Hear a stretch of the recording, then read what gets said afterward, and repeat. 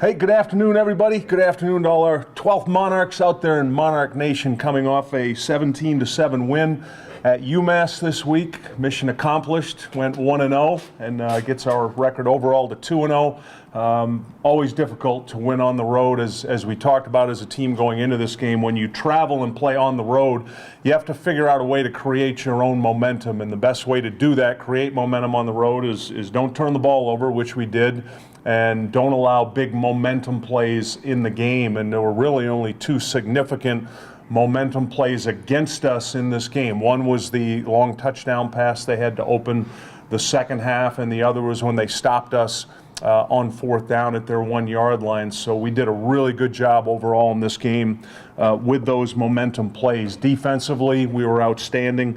Shutout in the first half, only allowing 96 yards on 24 plays. We've only allowed 3 points in the first half of our first two games, and that's very difficult to do.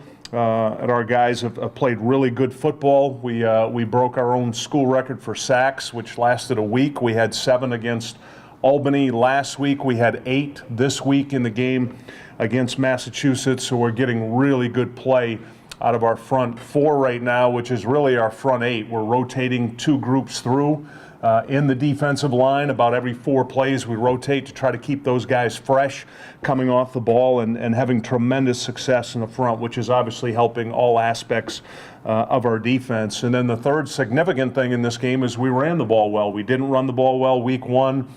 This week we had 197 yards rushing, which is the number we had last year when we led Conference USA in rushing. So if we can continue to build on that, being able to run the ball, play good defense, and not turn it over, that's going to bode well for us in the future. Special teams were outstanding again this week. Bailey Cade had 7 punts for 43-yard average. 3 punts we pinned inside the 20, which led to Massachusetts' average drive start being on the 21-yard line, and that's critical.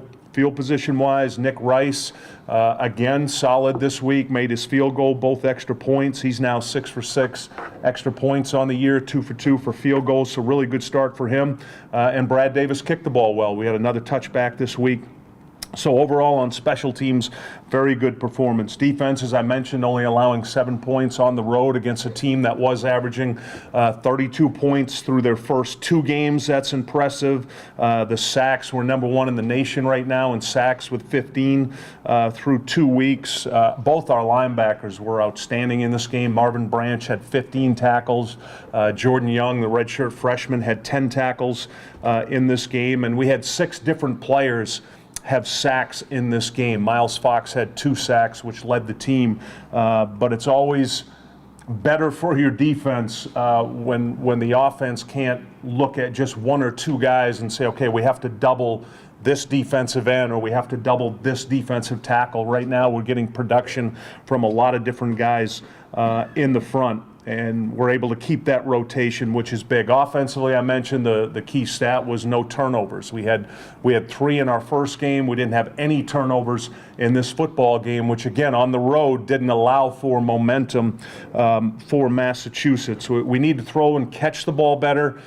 We had some missed throws. We had some drops. We were 13 for 29 overall. And the offensive line was much improved in this game. When you see that you only have 1 sack, and that was the first play of the game, and that was the coverage and the quarterback not getting rid of the ball. So one sack on nearly 80 snaps, and the ability to run the ball like we did. We stayed out of negative plays in this game. Looking to this week's opponent, North Carolina, they come in with an 0-2 record, 2 very tough losses. The loss to Cal early. Both games they led late in the game. They were actually ahead of Louisville 28-27 in the third quarter of this game. So we expect they'll be big, fast, and physical. That's what they look like on video. They're scoring a lot of points. They're throwing for a lot of yards right now. Defensively, they've been hurt by big plays. That's been the biggest difference with them, as they've had a lot of big plays against them. They're outstanding in special teams. They've returned a kick 94 yards for a touchdown against Louisville. Their punters averaging 47 yards. So we know this is going to be a major challenge. We know that we're going to be underdogs in this game at home, and we're going to need a loud and proud group of 12th Monarchs there Saturday at 3:30. And I will gladly take questions. You've got some injuries on offense. At receiver, it looks like Hassan Patterson's going to get the call. He's another kind of a size guy. Not Jonathan Duhart, but still. Right. Talk about kind of the progress he's made. Yeah, Duhart right now with a broken foot, he's going to need surgery this week. He's going to need a screw to be placed in the foot, so it looks as if he's going to be out for the year, and we'll pursue a medical red shirt for him. Jonathan played as a true freshman, so we're going to try to get another year for him, and I'm confident that we'll be able to do that based on what the doctors are telling us. This looks like a season-ending injury for him. But you mentioned Patterson. He had a couple catches in the game. He's progressed well. Fulgham had 4 catches for 81 yards. He's going to need to be a bigger factor for us. Noah Ellison's going to need to step in. Marquise Little had a diving catch on the sideline.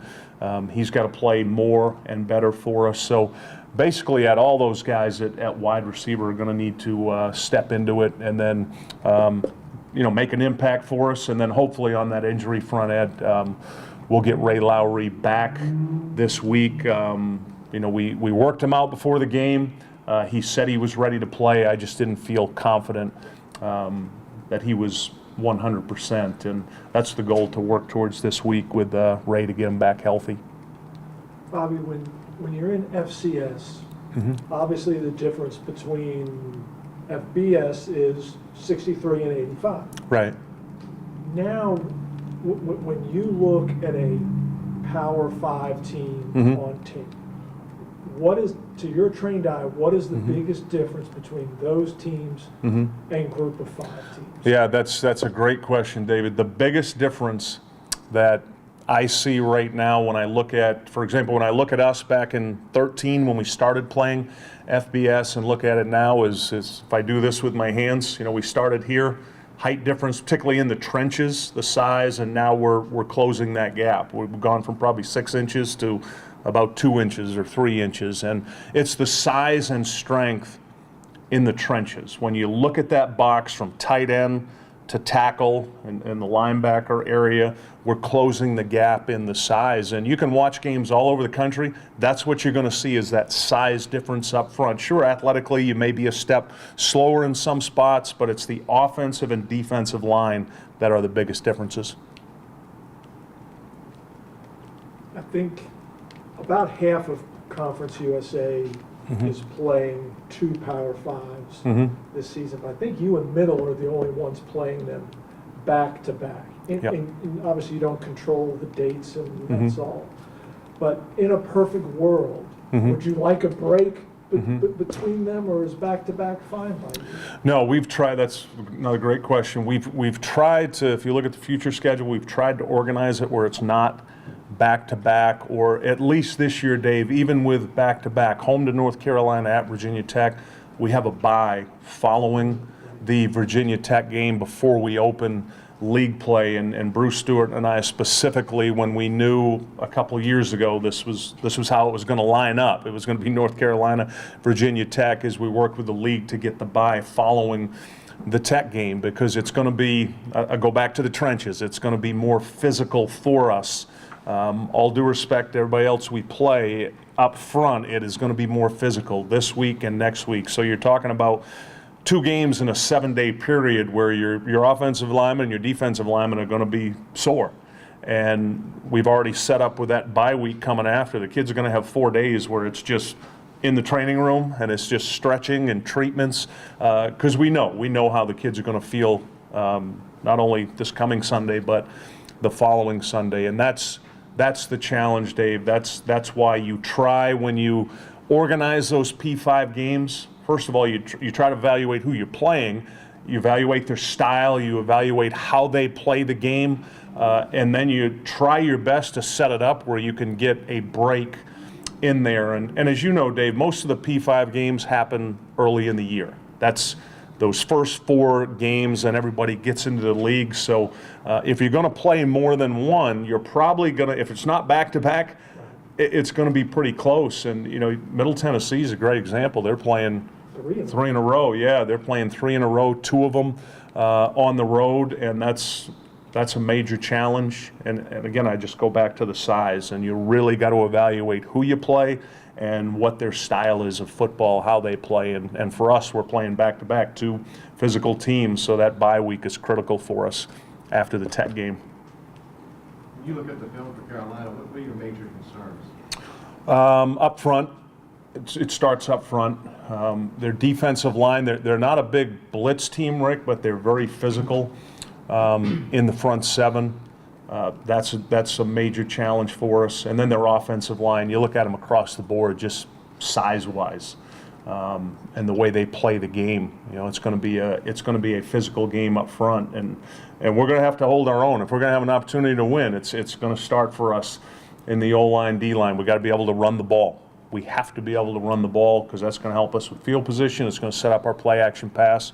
And then with the defense, what North Carolina does a nice job of is they've got enough quarterback run-in and perimeter run. So they're a team that they'll attack you in every gap on offense. We're going to end up in a lot of one-on-ones on the perimeter, both run and pass because of the style of their offense. And that's going to put a lot of stress on us at linebacker and in the back end. But it's up front. That's where it all starts this week for us. You mentioned quarterback run. It appeared in the first half against Louisville that they'd settled on Surratt. You're right. And then he dings a hip, and then Harris comes in and plays much better than he did against Cal. What have been your impressions of the two quarterbacks that they had? You know, the first thing that jumped out to me, generally, Dave, when you look at a two quarterback rotation, you're saying, okay, they're probably not completing the ball at a high percentage, but they're at 70 and 61%, which you rarely see that in a two quarterback system. I thought Surratt was going to come back in the second half. We were talking about it as a staff. We couldn't figure out. Harris just was playing well, got a hot hand, or how banged up was he? We're anticipating he'll play. Surratt. Yeah, and we're anticipating we're going to see both of them, but they're completing the ball at a high percentage, and that's something you don't normally see in a two quarterback system. Usually you see one guy's maybe a little better thrower, the other guy runs it, type of thing, but both guys are completing the ball at a high level right now. Anything else for Coach? What about your two quarterbacks? The way you're deploying them, are you happy with the way you're working it right now? Yeah, it's such a work in progress right now because they both need reps. They both need a lot of reps. There's not a major difference between both of them. Blake had such a good first half. We had a couple scoring drives. He was 10 for 15. Didn't have success passing the ball in the second half, and then we went with Jordan because we wanted to be able to run the ball a little bit more. So the plan is they're both still going to play, and we're still trying to figure them both out within the system. What makes them both work? But at this point, we haven't settled on one or the other, and this could be a process going through it. We know we're going to need both of them all year. We know that. So it's still trying to develop both of them, still trying to figure out what their strengths are to be able to develop them more at the position. And then finally, would beating a Power 5 team be a milestone for this program? Yeah, I think if you look at it, we've had so many firsts. There's been so many firsts in the history of this program, going up to the big one last year, which was the bowl game, and this would be the first if we're able to be successful Saturday. I don't look at it like there's a timetable on it. I don't look at it like this has to happen. I look at it more as we've just got to continue to develop as a program. You know, it's going to happen eventually.